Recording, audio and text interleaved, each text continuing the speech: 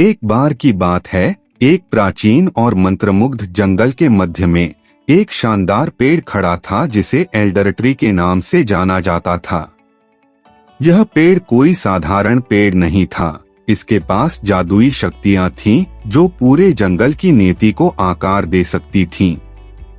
इसकी जड़ें समृद्ध मिट्टी में गहराई तक चली गईं, जो भूमि के सार से जुड़ गईं, जबकि इसकी शाखाएं विभिन्न रंगों में झिलमिलाती पत्तियों से सजी हुई आकाश तक पहुंच गईं।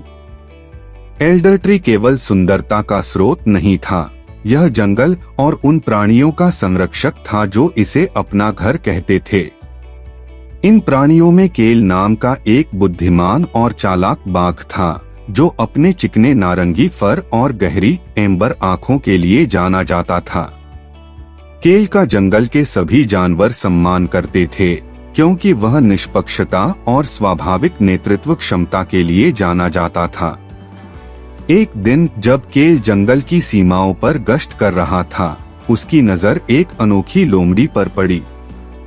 जंगल में किसी भी अन्य लोमड़ी के विपरीत उसके पास एक असामान्य चांदी का कोट था जो हल्की धूप में चमकता हुआ प्रतीत होता था। लूना नाम की लोमड़ी अपनी चतुराई और शरारती भावना के लिए जानी जाती थी। उसने एल्डर ट्री की जादुई शक्तियों की कहानियां सुनी थीं और इसके रहस्यों को उजागर करने की कोशिश की थी। लूना की निर्भीकता से प्रभावित होकर केल ने उससे संपर्क किया। क्या चीज तुम्हें जंगल के बीचों बीच ले आती है? लूना, उसने पूछताछ की। उसकी आवाज अधिकार से गूंज रही थी। लूना मुस्कुराई, उसकी चांदी की आंखें जिज्ञासा से चमक रही थीं। मैंने एल्डर ट्री के जादू की कहानियां सुनी हैं। मैं देखना चाहता हूं कि क्या वे सच हैं। उन चमत्कारों की कल्पना करें जिन्हें हम उजागर कर सकते हैं। हालांकि केल को संदेह था, फिर भी उसने महसूस किया कि उसके अंदर रोमांच की भावना जागृत हो गई है। रहस्य और जादू के वादे से प्रेरित होकर दो असंभावित साथियों ने एल्डर ट्री की यात्रा शुरू करने का फैसला किया। जैसे ही वे एल्डर ट्री के पास पहुंचे, उनके चारों ओर की हवा ऊर्जा से गूंजने लगी। पत्तियां प्राचीन रहस्यों की फुसफुसाहट के साथ सरसराहट कर रही थीं और उनके नीचे की जमीन जीवन से स्पंदित हो रही थी। एल्डर ट्री ने उनकी उपस्थिति को महसूस किया और खिले हुए फूलों की खुशबू वाली हल्की हवा के साथ उनका स्वागत किया। एल्डर ट्री के सामने खड़े होकर केल और लूना को शक्ति का उछाल महसूस हुआ। पेड़ ने पत्तों की सरसराहट के माध्यम से उनसे बात की, जिससे पता चला कि वह उनकी हर एक इच्छा पूरी कर सकता है।